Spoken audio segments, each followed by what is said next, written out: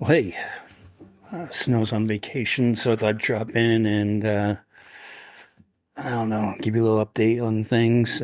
Snow should be back next weekend on it, so we'll be back to our regular schedule. But here in Arizona, yesterday was Charlie Kirk's memorial service, and a lot has happened since the last podcast. We'll get into that, but the one thing political violence has um, no place anywhere. And, um, you get like this idea that's mostly coming from the left. And I don't know if that's exactly true or not. And we'll start off with this clip here. I'm going to play some clips rather than give our opinions today. And this was the president yesterday during Charlie Kirk's memorial service. Did not hate his opponents. He wanted the best for them. That's where I disagreed with Charlie. I hate my opponent. And I don't want the best for them. I'm sorry. I am sorry, Erica. But now Erica can talk to me and the whole group, and maybe they can convince me that that's not right, but I can't stand my opponent. Okay, yeah. Really unifying message, isn't it? I mean, really, come on. And they say it's coming from the left when the top dog is saying these things. Okay, now here's his right-hand ghoul, Stephen Miller. The day that Charlie died, the angels wept, but those tears have been turned into fire in our hearts. And that fire burns with a righteous fury that our enemies cannot comprehend or understand. When I see Erica and her strength and her courage, I'm reminded of a famous expression.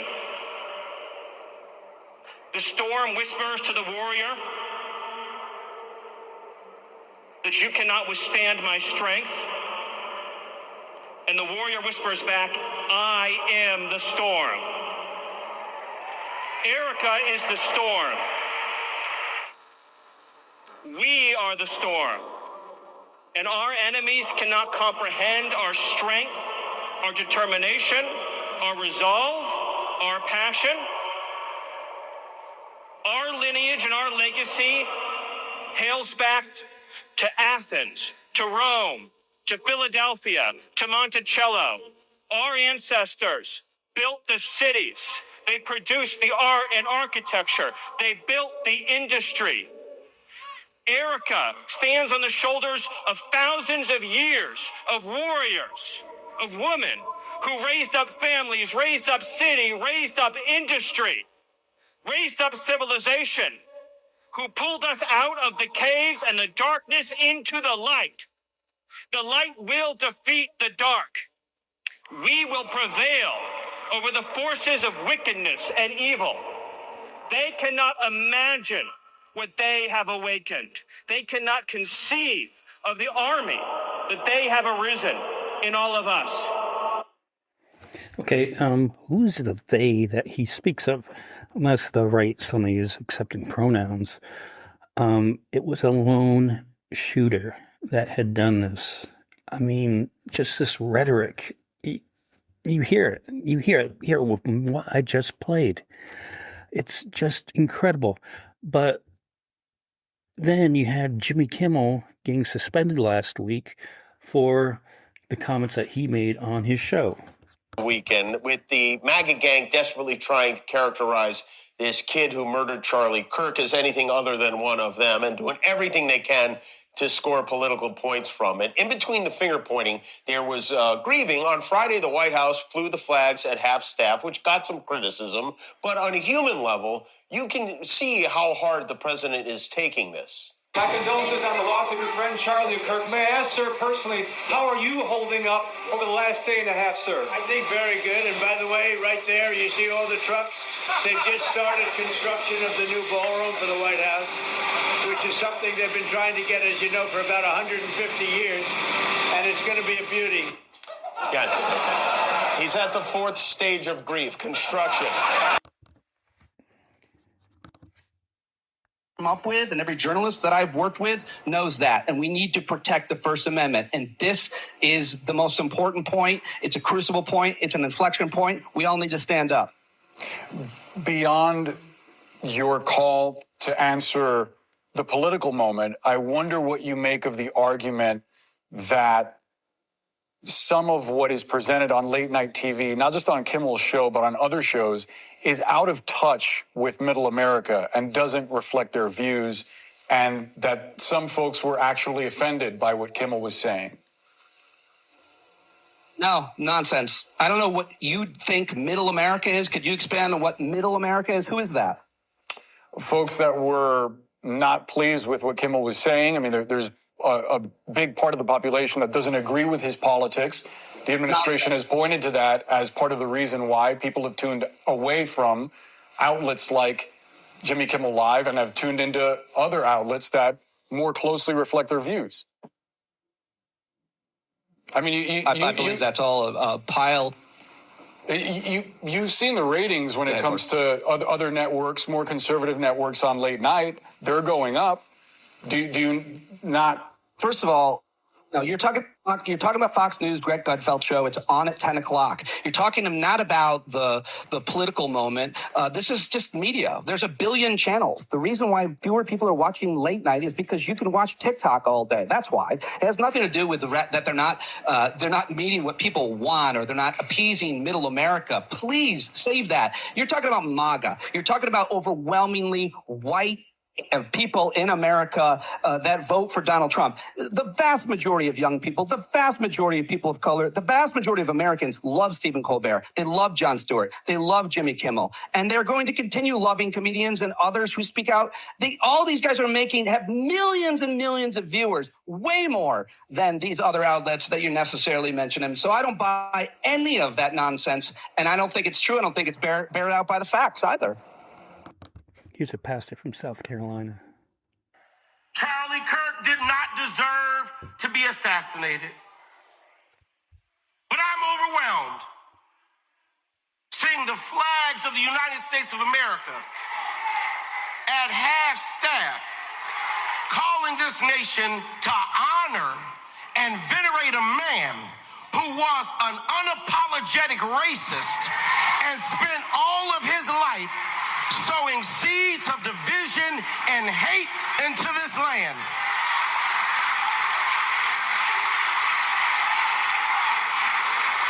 And hearing people with selective rage who are mad about Charlie Kirk but didn't give a damn about Melissa Hortman and her husband when they were shot down in their home tell me I ought to have compassion for the death of a man who had no respect for my own life.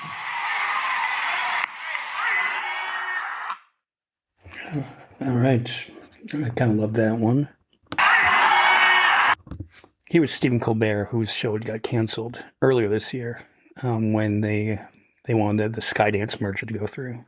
It seemed bad, but Carr was quick to reassure everyone, posting, "While this may be an unprecedented decision, it is important for broadcasters to push back on Disney programming that they determine falls short of community values." Well, you know what my community values are, Buster? Freedom of speech. All right, this isn't a joke anymore. Okay, yeah. Freedom of speech. Right on, Stephen. Here's our friend J.O. Cauvin. I'm going to be the 5 millionth person to comment on the basically firing of Jimmy Kimmel. I think before I get into that at all, I think it bears stating that Donald Trump never gave a shit, doesn't give a shit, and will never give a shit about Charlie Kirk. I think I genuinely cared more about the death of Charlie Kirk, and I found Charlie Kirk's views abhorrent, his smile creepy, and what he stood for, pretty, at best, cynically grifting, and at worst, morally corrupt.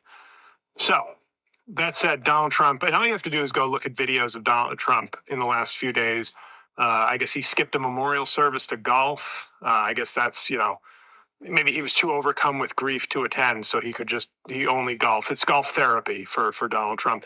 When asked how he was doing, he started talking, I think, about some building or something else he was doing. So he either, at best, Donald Trump doesn't care about Charlie Kirk or anybody, and at worst, he's some sort of, narcissistic sort of serial killer adjacent personality. Anyway. Hello, my name is Adam Ferrari.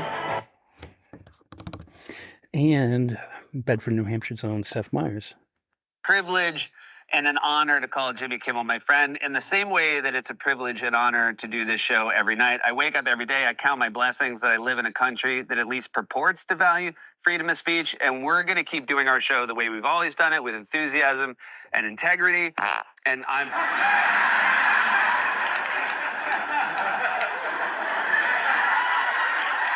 We're going to have a conversation after the show. I'm very disappointed in you today.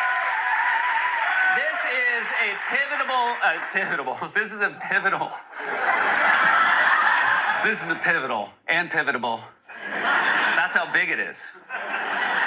This is a pivotal point. This is a big moment. In our democracy, and we must all stand up for the principles of free expression. There's a reason free speech is in the very First Amendment. It stands above all others. You might even say it's the ultimate. This has been a closer look. And Jon Stewart. It's a bellwether. We're the banana peel in the coal mine. When a society is under threat, comedians are the ones who get sent away first. It's just a reminder to people that democracy is under threat. Authoritarians are the threat to comedy, to art, to music, to thought, to poetry, to progress, to all those things. It's never been. All that is a red herring. It ain't the pronoun police. It's the secret police. It always has been, and it always will be. Comedy doesn't change the world. Okay, and here's Howard Stern today. Offbeat. They might be firing her, and then I read sometimes that they're not going to fire him. I don't know. I have spoken to Jimmy. I didn't ask him these questions. I just asked him how he was doing personally. I just know when the government begins to interfere, when the government says, I'm not pleased with you, so we're going to orchestrate a way to silence you. It's the wrong direction for our country, and I should know. I've been involved in something like this. And now ABC is put in the same position. And it's unfortunate that ABC even has to be in this position. They shouldn't have to be in this position. I feel for them too in this. But someone's got to step up and be fucking saying, hey, enough, we're not going to bow. Now, it might sound stupid, but the thing I did, this morning I'm canceling my Disney Plus. I'm trying to say with the pocketbook that I do not support what they're doing with Jimmy. And the legend, George Carlin. The FCC, an appointed body, not elected, answerable only to the president, decided on its own that radio and television were the only two parts of American life not protected by the First Amendment to the Constitution. And why did they decide that? Because they got a letter from a minister in Mississippi. A Reverend Donald Wildman in Mississippi heard something on the radio that he didn't like. Well, Reverend, did anyone ever tell you there are two knobs on the radio?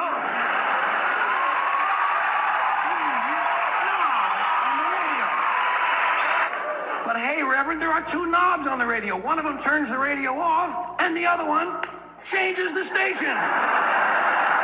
Imagine that, Reverend. You can actually change the station. It's called freedom of choice, and it's one of the principles this country was founded upon. Look it up in the library, Reverend, if you have any of them left when you finish burning all the books. Okay, and I guess the last clip we should just go to the late Charlie Kirk himself on what he believed. we conservatives are now carrying the torch for the First Amendment on college campuses. The left, they know that if conservative ideas are given a platform on college campuses, students actually end up about 50-50 or somewhere in the middle. So instead of allowing free speech to happen, they want to stifle any semblance of a conversation. Okay. Yeah, you want to stifle any semblance of a conversation. Charlie Kirk would not approve of this, what's going on. And at least ABC did the right thing, is bring Jimmy Kimmel back. And speaking about being back, we will be back next weekend, okay? And we will talk to you later. See you later, alligator.